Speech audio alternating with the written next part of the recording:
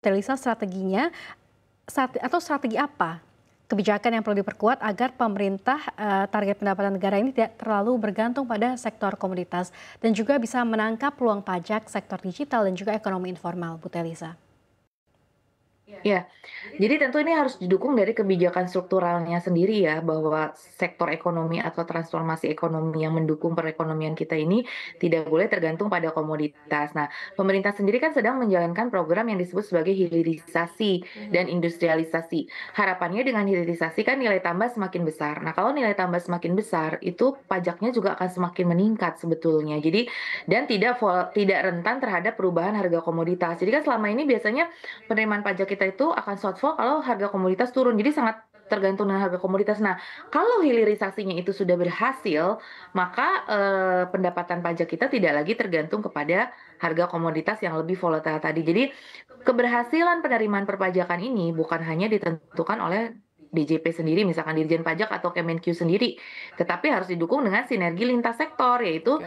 dukungan dari, kementerian-kementerian lain yang terkait dengan transformasi ekonomi, misalkan Kementerian Bappenas, Kementerian Perindustrian, Kementerian SDM, Kemenko Perekonomian untuk mendorong agar kita ekonominya bertransformasi sehingga nilai tambah kita semakin tinggi dan kemudian juga pajak yang kita terima bisa lebih banyak. Itu yang pertama. Yang kedua, digitalisasi itu akan sangat mendorong karena banyak sekali lesson learned dari berbagai negara seperti India yang dia cukup bisa menaikkan penerimaan pajaknya dengan digitalisasi dan pendataan yang baik.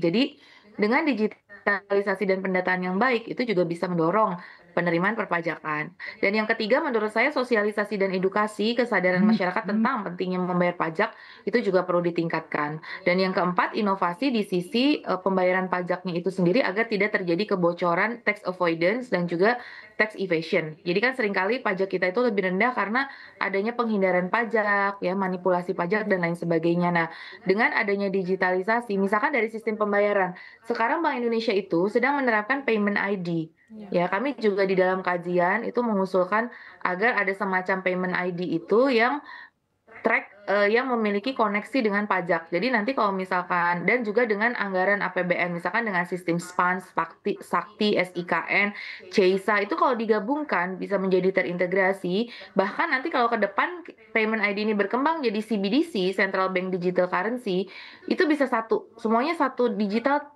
ID terdata semua. Jadi perusahaan ataupun apa semuanya terdata sehingga apabila dilakukan manipulasi-manipulasi pajak itu bisa ditelusuri, di-tracking seperti itu. Nah, itu tax avoidance sama tax evasion itu akan lebih kecil probabilitasnya untuk terjadi. Jadi memang dari dukungan sistem, jadi integrasi sistem dari sisi, pelayanan ataupun transaksi keuangan pemerintah yang nanti terintegrasi dengan sistem pembayaran central bank. Nah, itu kalau bisa digabungkan jadi integrasi data, ya semua tuh jadi lebih terbaca, terintegrasi semacam satu data seperti itu, satu pintu sehingga nanti itu lebih bisa dilacak atau ditelusuri apabila ada penyimpangan atau gap, ya. Nah, selama ini karena tax ratio kita yang rendah, itu karena memang adanya tax avoidance sama tax evasion yang tinggi itu. Jadi belum banyak sektor yang, patuh ya. Ada beberapa sektor yang sudah patuh gitu ya, terhadap pembayaran pajaknya, seperti itu. Antara potensi dengan realisasi itu gap-nya sudah kecil kalau yang bagus, tapi masih banyak sektor-sektor, ya misalkan kayak pertambangan gitu ya, itu yang masih gap pajaknya itu masih tinggi gitu misalkan, atau pertanian misalkan seperti itu. Jadi masih banyak kebocoran-kebocoran ya atau perkebunan gitu ya misalkan. Nah, itu bisa dikendalikan dengan adanya digitalisasi. Jadi memang digitalisasi itu sangat menjadi kunci. Nah, tapi digitalisasi tanpa edukasi dan kesadaran sosialisasi kepada masyarakat itu juga akan kurang efektif. Tetap harus didukung oleh edukasi dan sosialisasi mengenai kesadaran untuk Betul. membayar pajak tersebut, seperti itu. Oke, ini sebenarnya digitalisasi begitu ya, memang sangat penting ya Shania ya. Betul. Selain untuk transparansi juga bisa menekan angka kecurangan begitu ya, tax avoidance begitu. Selanjutnya Iya. Bu Telisa mungkin terkait dengan RAPBN 2026 ini kan menargetkan belanja negara yang sepertinya sangat ambisius ya. Dan memang lebih tinggi begitu ya dari tahun-tahun sebelumnya. Sebenarnya apakah hal ini tuh masih dalam koridor fiskal yang sehat, Bu Telisa?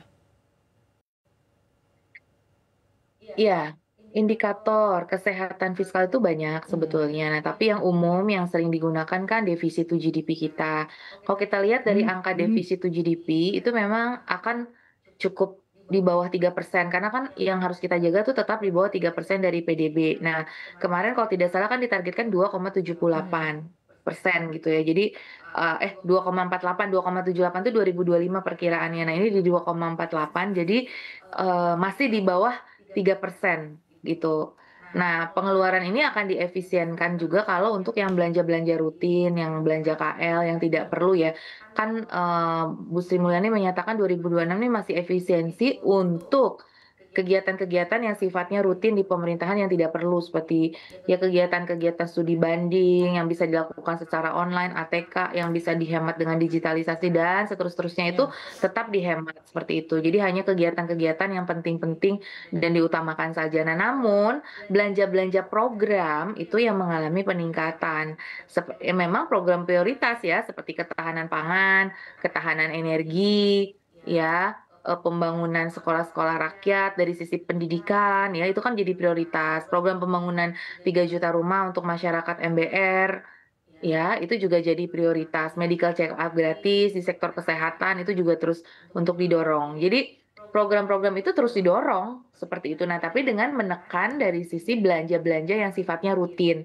Nah, terus kemudian di satu sisi target penerimaannya itu bertambah gitu untuk tetap menjaga defisit itu sehat gitu. Nah, harapannya ya memang kuncinya nanti harus lengkap ya dua, di sisi pengeluarannya itu juga lebih efektif dan termonitor, dari sisi penerimaannya bisa mencapai target itu untuk menutupi, karena nanti kalau penerimaannya tidak mencapai target, akhirnya apa implikasinya? Defisit kita jadi melebar atau pembiayaan kita jadi meningkat. Kemarin di APBN kan pembiayaan sekitar kalau tidak salah 600-an triliun ya, 630-an sekian triliun gitu. Nah, itu untuk pembiayaan ya, pembiayaan itu melalui pembiayaan obligasi dan seterusnya. Nah, kita tetap harus menjaga kesehatan fiskal kita, yaitu beban obligasi ini kan akan dibayar oleh generasi yang akan datang, baik dari sisi bunga maupun ini. Jadi pemerintah kan sebetulnya melalui DJPPR itu biasanya sudah menakar sih berapa obligasi yang akan dikeluarkan dan resiko-resikonya, berapa beban bunganya. Karena 2025 dan 2026 ini kan juga salah satu puncak dari beban bunga yang harus kita bayarkan. Nah, itu juga kesehatan fiskal itu juga dari bunga ya. Ada salah satu teman kami para ekonom itu juga menghitung berapa sih beban bunga di dalam rasio APBN, dan itu kalau tidak salah semakin lama semakin naik. Jadi sudah melebihi dari sekitar 20% dari APBN gitu. 20% udah untuk bayar bunga. Nah, ini kan kalau semakin meningkat kita pembiayaannya membengkak, kalau misalkan penerimaan pajak tidak terpenuhi, jadi kita konsekuensinya naikin pembiayaan. Nah, itu kan berarti beban bunga di APBN kita makin tahun bisa mengalami peningkatan. Nah, itu yang harus kita jaga agar APBN kita tetap sehat beban bunganya. Kecepatan pertumbuhan ekonomi kita kalau dari rule sustainability fiskal itu harus lebih tinggi dari suku bunga, dari beban-beban bunga utang kita itu gitu. Jadi kalau misalkan gini, pertumbuhan ekonomi kita 5,12, nah suku bunga kita berapa? Misalkan 6%, nah itu sebetulnya kurang sustain kalau pertumbuhan ekonomi kita 5,12 di bawah 6% suku bunga. Nah, supaya fiskal kita sehat, rule-nya adalah growth kita, pertumbuhan ekonomi kita harus lebih tinggi dari bunga. Itu kuncinya. Jadi kalau misalkan bunga itu taruhlah BI rate misalkan 5,25%. Nah, berarti pertumbuhan ekonomi kita harus minimal 5,25 atau lebih tinggi lagi 5,5 atau 6%. Seperti itu. Jadi itu rule supaya fiskal kita tetap sehat. Jadi kinerja dari pertumbuhan ekonomi itu harus betul-betul kita dorong, kita jaga supaya tetap di atas suku bunga. Itu kalau mau fiskal kita tetap sehat.